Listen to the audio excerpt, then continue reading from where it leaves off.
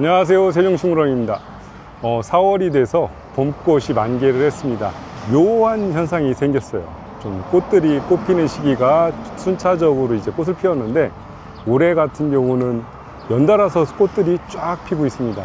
그래서 꽃 피는 시기도 그렇고 이렇게 꽃이 피었는데 마냥 즐겁지만은 못한 건, 생각외로 이상 기후로 인해서 많이 나무들이 죽게 되는데 문의가 많이 들어오고 있어요. 그래서 나무들이 올해 왜 많이 죽게 됐는지, 그리고 이 대비책은 어떤 게 있는지 한번 알려드리도록 하겠습니다. 여기는 불과 10m 정도 거리에 있는 장소인데요. 이곳에는 유난히 많이 나무들이 죽었어요. 올해 다들 아마 나무들이 많이 죽었다고 얘기를 하실 거예요. 울타리로 심은 나무들, 특히 이렇게 상록, 침엽수 계통들이 많이 죽었는데요. 측백류, 향나무, 이런 나무들은 건조 피해가 심했습니다. 그래서 많이 죽게 되는데, 특히 여기는 바람이 많이 타는 자리예요. 불과 여기서 20m 앞에 있는 저쪽 밭은 건물 때문에 바람을 적게 타기 때문에 오히려 죽는 게 적었는데, 여기는 직접적으로 바람을 타다 보니까 나무들이 이렇게 많이 죽게 됐습니다. 요거는 올 겨울을 지나서 봄이 되면서 이렇게 죽게 된 거고, 이거는 이제 작년에 죽은 것 같아요. 작년에 죽은 거는 대번에 색깔이 틀리고 밑에 쪽은 살아있는데, 보시면은 뒤쪽은 또 살아있습니다. 앞쪽과 측면 쪽이 많이 죽었는데, 이 측면 쪽은 바람이 치기 때문에 바람을 치는 자리에 있는 나무들이 많이 죽었습니다. 입구 쪽.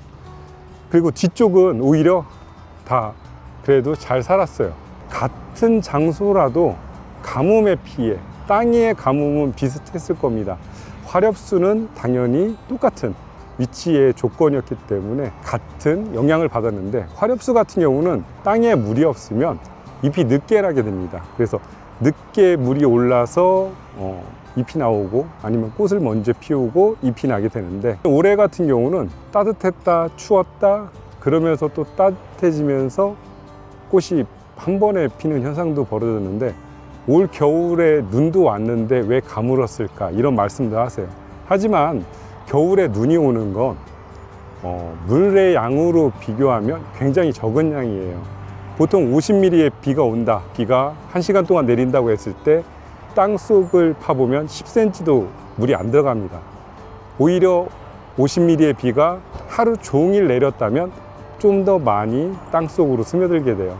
물량으로 비교했을 땐 굉장히 적은 양이거든요. 그래서 이렇게 가물은 해, 건조한 해, 이런 해는 산불이 많이 납니다.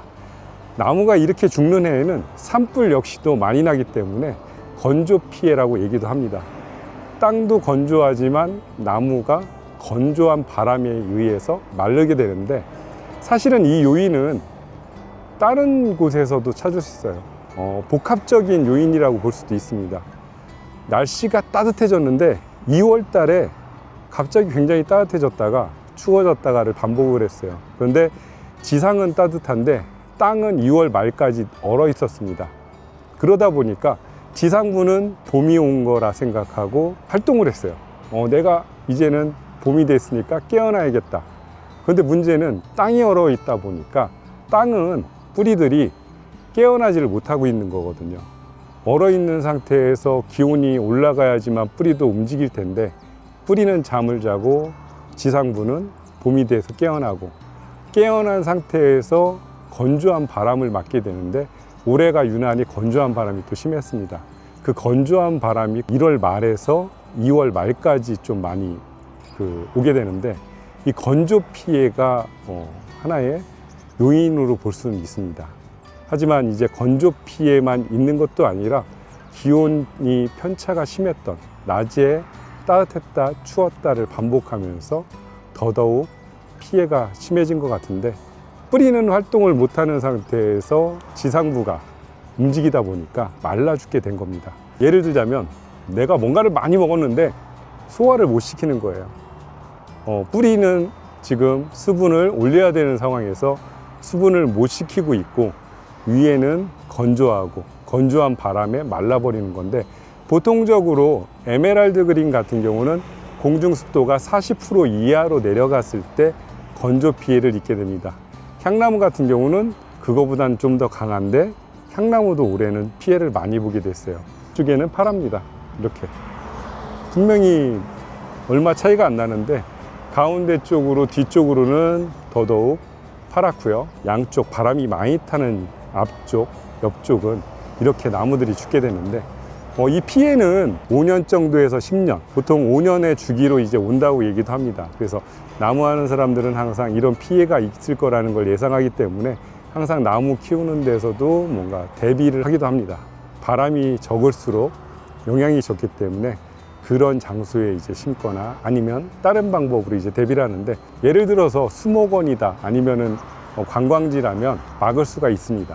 수분 증발 억제제 중에 클라우드 카바가 있고 파라핀 계열의 파라핀이라는 성분이 들어간 조경 자재도 있습니다. 선택을 해서 연면 시비를 해주면 좋은데, 보통적으로 우리가 느끼는 시기보다는 일찍 해줘야 됩니다. 미리 조경 자재로 연면 시비를 해준다면 효과가 있습니다. 심한 피해를 보는 장소 같은 경우는 12월 말에 한번, 그 다음에 1월 중순에서 말 사이에 뿌리고 2월 초에 또 뿌리기도 합니다. 그래서 봄철에 1월 말이나 2월 초에 그렇게 2번 정도만 뿌려주셔도 효과는 굉장히 좋게 볼 수 있는데, 식물의 잎에 왁스층을 코팅을 시켜서 바람에 의해서 건조되는 것을 막아주게 됩니다. 그래서 한여름에는 잎이 무성하게 나 있는 상태에서 수분 증발 억제제를 살포를 합니다. 그래서 잎의 증산 작용을 막아주면서 이식했을 때 몸살이 적고 활착이 좋게끔 해주는 역할이라고 보시면 되는데요. 반그늘의 효과를 주는 거죠.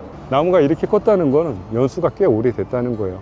몇 년 동안 잘 크다가 한 번에 이렇게 피해가 되는데 굉장히 마음이 아프죠. 볼 때마다 이제 속상하기도 하고, 저희는 사실은 이걸 또 제거해야 되니까 또 마음이 아픈데, 보통적으로 이렇게 나무가 쭉 죽었지만 아래쪽에 이렇게 파랗게 남아 있다면요, 이 가지만 남기고 나무를 절단한다면 이 나무가 다시 하나가 돼서 클 수도 있습니다. 그래서 나무가 죽었다는 거는 모든 가지가 색이 변해서 이제 죽었구나 판단했을 때 이제 뽑으시는 거고요. 가정주택이나 이런 곳에 심으신 거는 굉장히 아깝잖아요. 그럴 경우는 오히려 작은 거를 또 심는 것보다는 밑둥치를 잘라서 살아있는 부분을 남기고 자르면 이게 다시 풍성해져 가지고 올라오게 됩니다. 좀 더 짧은 시간에 이제 올라오는 거죠. 완전히 죽은 나무 같은 경우는 아예 뽑아내셔야 돼요. 가능하면 교체하실 때도 캐낸 자리에다 그대로 심는 것보다는 땅을 좀 더 뒤집어 주거나 장소를 옮겨서 심으시는 게 좋습니다.